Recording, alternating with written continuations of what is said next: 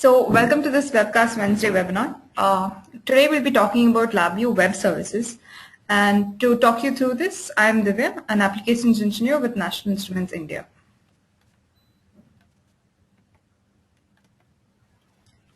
So the first question that most of you would have is, why would we want to use web services? So the web has already changed the way companies do business. They can very quickly share information and communicate with their customers. They can also sell the products and visually present information in a way that was never possible before. Just imagine how things would be if you didn't have Google Documents right now in your company, or you didn't have your web mail services. In this case, it would be very difficult to function on a day-to-day basis and to share information. Similarly, National Instruments has, with LabVIEW, has shown how you can use the web to improve a way in which engineers design, manufacture, and test products, and to decrease design time. The effect that web-enabled distributed applications have had on measurement and automation industry has made implementation not merely an advantage, but a necessity for any company that wants to remain competitive. In the realm of test and measurement, distributed applications offer numerous advantages over conventional applications. Distributed applications can harness the power of networking so that you can perform different aspects of your application in a location where it's most appropriate. The platform is fundamentally the same, but the deployment capabilities of the platforms are enhanced radically. By using network technologies in your measurement solutions, you can perform input-output operations on the production floor, deploy additional processing power for in-depth analysis in the control center, log and store post-analysis information to a corporate database, and display key information to clients around the world in a web browser. The essential tool that you need to tie to all of these pieces together is the software. And LabVIEW provides a platform for designing your test system to take advantage of all the latest technologies while providing an environment that is still focused on quickly developing your application. So basically, if you have an application where a VI is running on a server machine, but you parallelly want to see the front panel of this particular VI on different client machines which are distributed or in the same network, the client machines can be located in some another building, but the machines will be on the same network. So in this case, you can use something called as web services.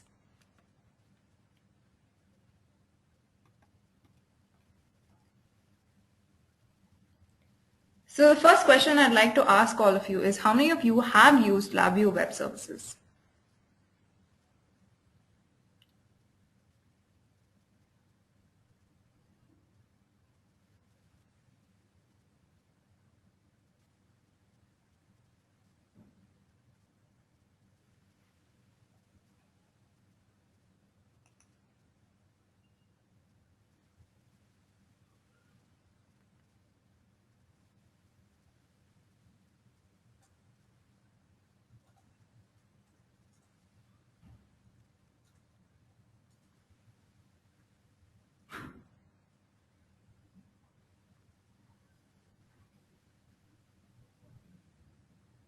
The poll will remain open for another 10 seconds.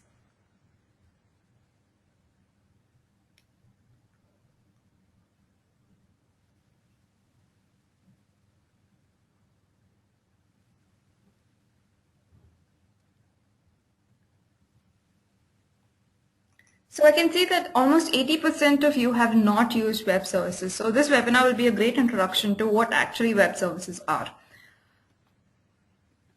So when you're talking about distributed applications for web, having your application actually running on a particular server machine and viewing it on different machines which are there on the same network, client machines, then you have two approaches which you can use along with LabVIEW. One is remote front panels and the other is LabVIEW Web Services. And I'll be talking you through both of these today, right now. So first, let's have a look at what remote front panels are. So with remote front panels, you can view and control a VI front panel remotely, either within LabVIEW or from within a web server by connecting to the LabVIEW's built-in web server. So when you open a front panel remotely from a client, the web server sends the front panel to the client, but the block diagram and all the sub-VIs remain on the server computer. You can interact with the front panel in the same way as if the VI was running on the client, except that the block diagram executes on the server. So in this case, you must take into consideration the bandwidth and the speed of the network that you're actually be using.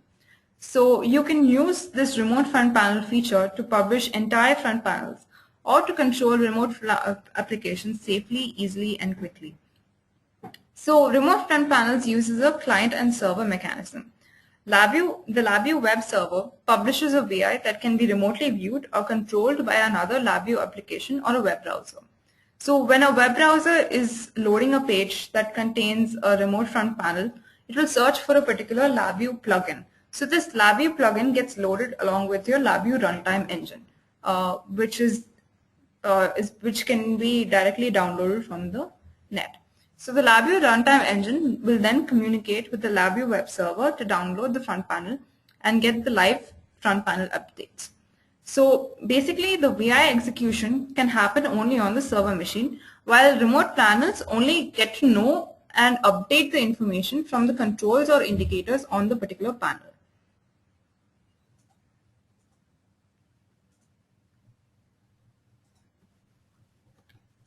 So before we move on, I'll just be showing you a quick demo on how we can build a remote front panel. So first I'll be creating a blank VI.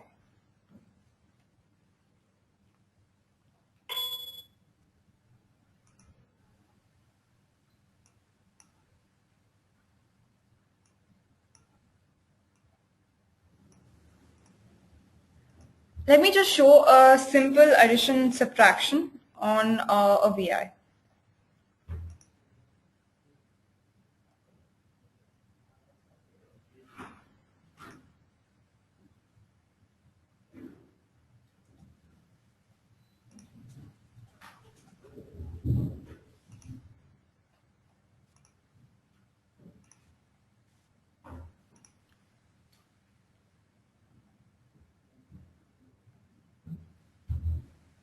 So here I'm showing you a continuous measurement and logging application where I'll actually be creating a particular simulate signal, and I'll be showing how this can be updated on a remote panel also.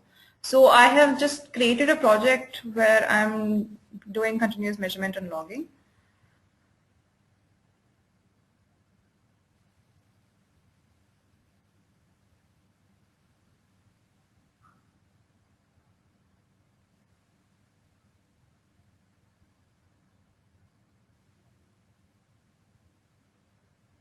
So this project, which has a main VI, which just does continued measurement and logging, has been generated and created. So if I run this VI right now, if I start it, you can see a sine wave which is generated and which is logged onto a particular file. So this I'm just simulating for the purpose of showing the functionality of a remote front panel. So for creating a remote front panel, we would need to set the server configurations. To do this, you'll have to go to Tools, Options. A window will open up which will show all the advanced options. So the first thing that you'll have to do is configure the web server options. So for the purpose of this demo, I'm leaving them untouched, but we can just go through what exactly is there in the web services options. So first you'll have to configure the web application server.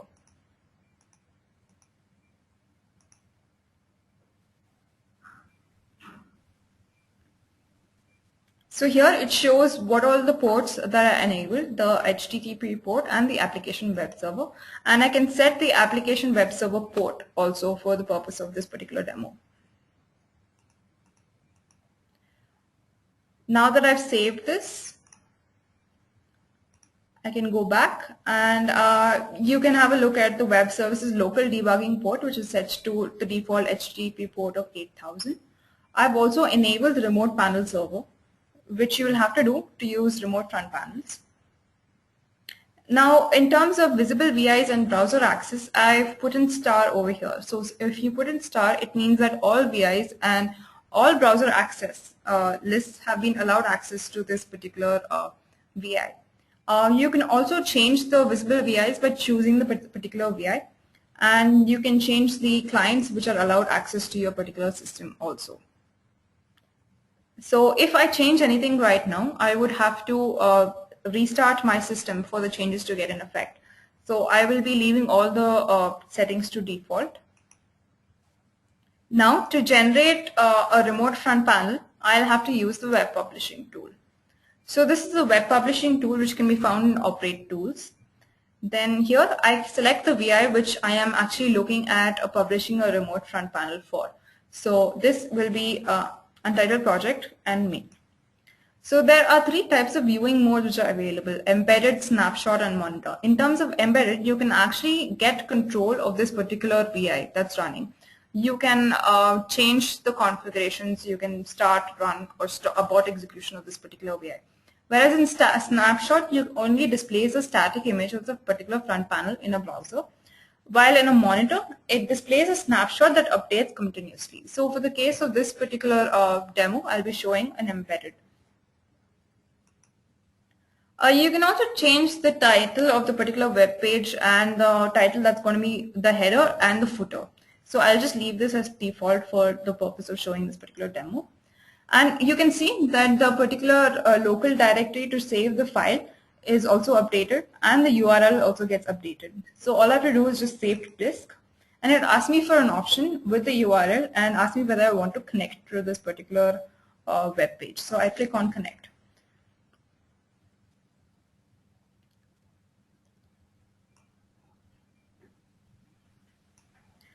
So once I click on connect, it should automatically open up a particular web page.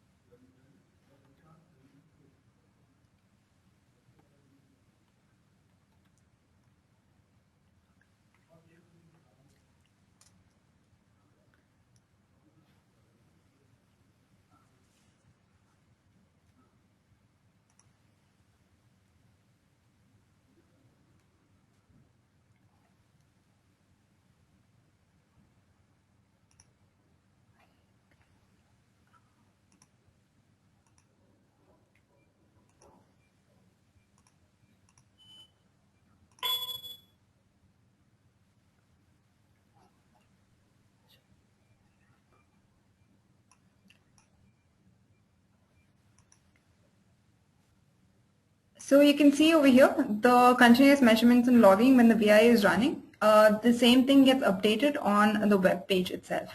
So as I was facing some network difficulties, I couldn't connect to the internet, but you would be able to see this while running your particular VI. So the considerations that you will have to take into account while using remote front panels is that data-intensive VIs can take up a lot of CPU time, and there's no way to programmatically open or close connections or to release control. Also, there are no data interactive changes on one panel are not reflected onto other panels. And file dialog functions are not available when a particular VI is under remote control. And bandwidth and network traffic can also be a factor in using remote front panels. So while using remote front panels, you'll basically have to optimize data transfer. So the first thing that you'll have to do is possibly use a connection manager to see how bandwidth requirements change as you change the VI, and also reduce the update rate of your data. Besides bandwidth considerations, publishing a front panel on the web presents some security concerns. If a VI is in edit mode, you cannot view it remotely. Therefore, you cannot modify a VI on the web. However, anyone who requests control can control the VI. While the VI cannot be modified or damaged, the systems with which it interacts can be affected. To prevent a user from gaining control of a particular VI, click on the top level left corner and select Lock Control from the control menu. This option prevents a user from requesting control of the VI on the web until you lock it. Similarly, you can regain control of the VI on the web from any web client. Also, for licensing, you must configure a license to support the number of clients which are there. So if you exceed the number of clients allowed by a particular license, the clients receive a message, an error message associated with. After LabVIEW 2011, the clients, you can add in as many number of clients as possible. But while using a real-time system, you'll have to purchase a license for using remote front panels. So now let's move on to LabVIEW Web Services. So there are basically two primary actors when communicating with the web. One is the client machine and the other is the server machine. So the server waits for the client computer to initiate communication, and then the client computer makes a request for information. If the server computer understands the request, it replies with a response. If the server computer does not understand, then it replies to the client computer with an error. This pattern is called as the client-server model. So in web service communication is beneficial because it allows for remote access of an application. It's based on TCP and HTTP, so it's more IT friendly. So over here, the web browser on computer 1 sends an HTTP request to a web server running on computer 2. And the web server on computer 2 examines the request to determine the service or resource being requested and calls for the appropriate web service that's running actually. So basically in LabVIEW Web Services, it uses the RESTful Web Service architecture, which is based on the representational state transfer architecture. So representational state transfer architecture provides a lightweight approach based on a variety of HTTP-enabled clients and does not require complex message parsing. So LabVIEW Web Services can be deployed on a compact trio PXI platform as well as LabVIEW standalone. And its advantages from the remote front panels because no runtime engine is required and no additional plugging is also required. You can deploy a VI as a part of web service in LabVIEW means that any web-capable device can now communicate with your application. The web interface does not require LabVIEW runtime engine. Because this feature was designed from ground up to work on LabVIEW real-time targets, VIs can only be deployed from your desktops, but they can also be deployed as a web service on a hardware such as a compact Creo and a PXI. Since it utilizes the standard HTTP web protocol, users can create any kind of any client-side technology such as HTML, JavaScript, and Flash to develop user interface and interpret data formats such as XML.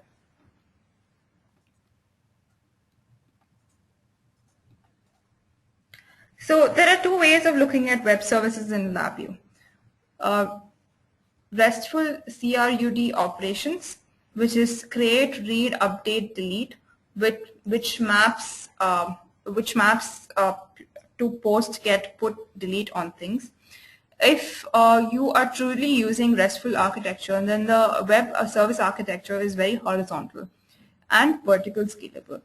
And performing procedural calls which are not RESTful cannot be very easily done with LabVIEW web services. So you cannot very easily interact with hardware in terms of this web services.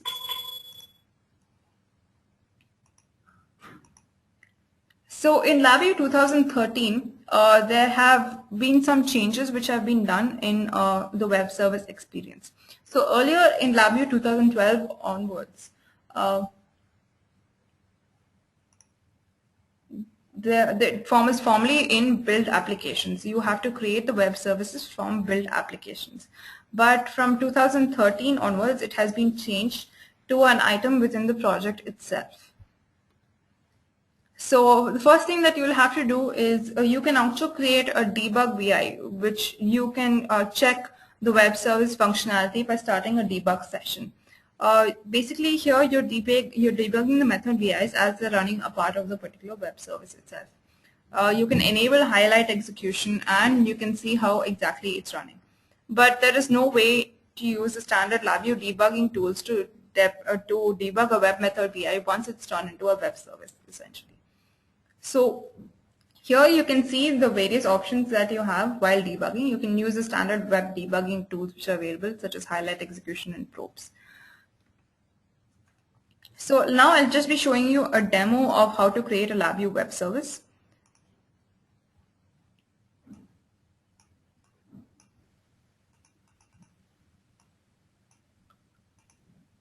So here I'll just create a blank project. I right click on my computer and create a new web service. So I'll have two things which are coming up. One is startup VIs and one are web resources. So under startup VIs, I'm just including VIs that are not essentially a part of the web service, but can be used to communicate with the web service using HTTP protocol. So I create a new VI under this particular web resources. So this is called as HTTP method 3.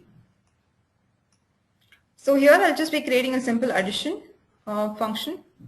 I am creating two numeric controls. I'm naming them as A and B.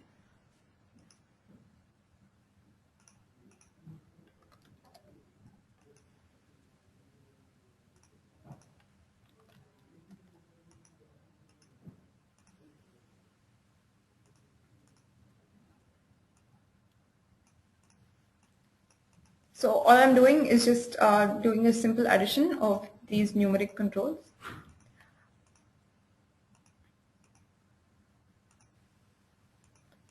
And also I'll be adding an HTTP request for reading the particular web service data. So for that you'll have to use read request attribute from the web services palette in connectivity in the functions palette. So I use it to query whatever the data is, the variable data.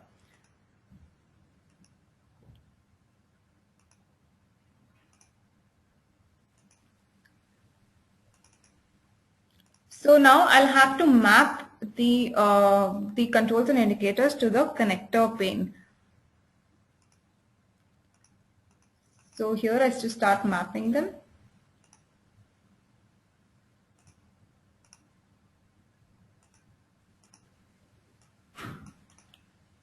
Then I save this particular VI.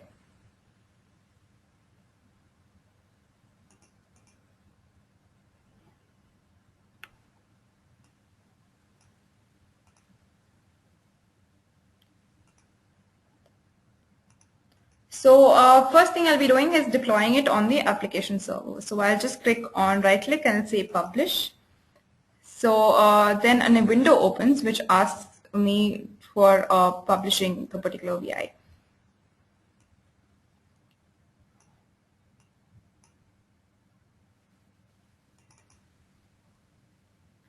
So it has been successfully deployed. And now I can check this on the particular URL. So I select the particular VI and I select show method URL, and I get the URL where I'm actually supposed to see. So I just copy this URL and I paste it on a web browser.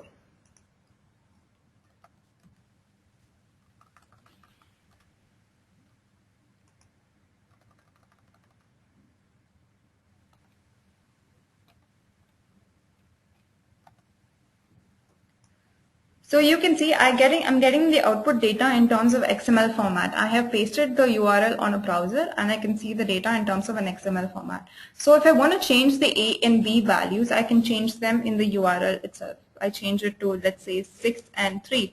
So the output gets updated to 9. So if B is equal to 3 and A is equal to 6, the output gets updated to 9. So let's just say I change A value to, again, let's 10.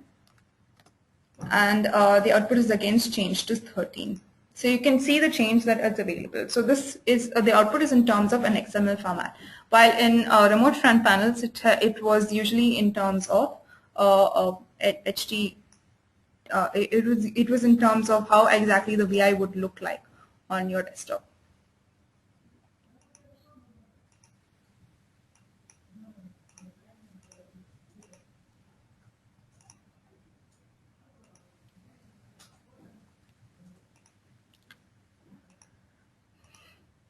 So basically, you can use web services for monitoring applications where you have one server, many clients rotating the state of the application, or controlling applications where you have one server, many clients that may try to update the state of the application or hardware, or while creating resources or client machines that has little or no processing capability. For example, while mobile phones or computers with no LabVIEW installed. So you should not be using web services where you have a need of continuous streaming of data or streaming that doesn't map easily to a request response, or when you need to closely monitor a rapidly changing value or your app requires fast response to an event or value change. You can use periodic polling, but rapid polling is not, because you cannot use rapid polling because it uses up bandwidth and target resources. So why would you want to use web services over remote front panels? So when we use web services, no remote or runtime engine is required, which saves several hundred MB. And it's also much more customizable and does not require the plugin of Microsoft Silverlight. So there's also something called as a thin client application, which you can use with web services. So we've come up with this new application where a LabVIEW user can create a system similar to the one shown, similar to the one that's shown on this particular slide, where a compact Rio is deploying a web service. You send in an XML request, and you have a thin client application which is running on a client machine. So a web-based thin client can be created using a text-based web programming language that can call those web services and display the results. So here we'll be using the LabVIEW Web UI Builder to do this, to build a thin client application. So this is basically a new product. It's a standalone editor that runs on a web browser and can be used to create lightweight web-based applications. To this end, its feature set to scoped only for creating web-based user interfaces, does not have the capability to call hardware drivers directly or perform advanced analysis. Communication is only available through web services. So this is basically the user interface of how a web service would look like. You can see it's very similar to how LabVIEW is. So a Web UI Builder, LabVIEW Web UI Builder is very similar to how LabVIEW actually looks like, but it runs on the web itself. It does not require LabVIEW to be installed on your system. So that concludes for this particular presentation. The contest of the week is to develop and design a web-based address book. And the contest, the contest URL should be posted on the chat screens right now.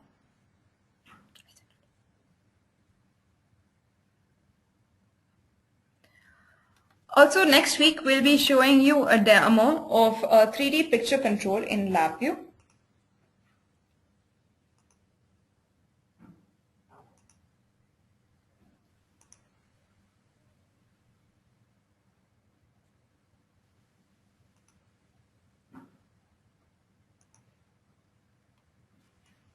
So this is the application which we will be trying to show you. 3D picture control in LabVIEW using a Mario. So we'll be showing you how you can actually import a CAD model in LabVIEW and modify it according to your requirements.